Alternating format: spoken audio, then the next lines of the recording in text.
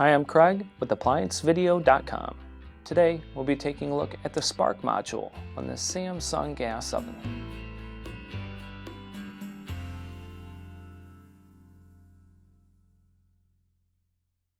Stop. Before beginning any repair, always be sure to disconnect the power to the appliance.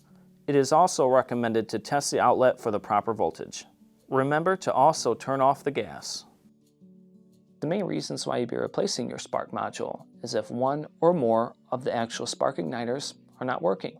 Now, click on the link below to view this repair video. ApplianceVideo.com guides you step by step, giving you the confidence to avoid recalls and callbacks, also saving time on repairs. Whether you're up against an uncommon repair or the latest appliance on the market, our videos have been created with you in mind. Our growing library of videos have been produced using our factory-certified technicians who have extensive infield experience over the past 30 years.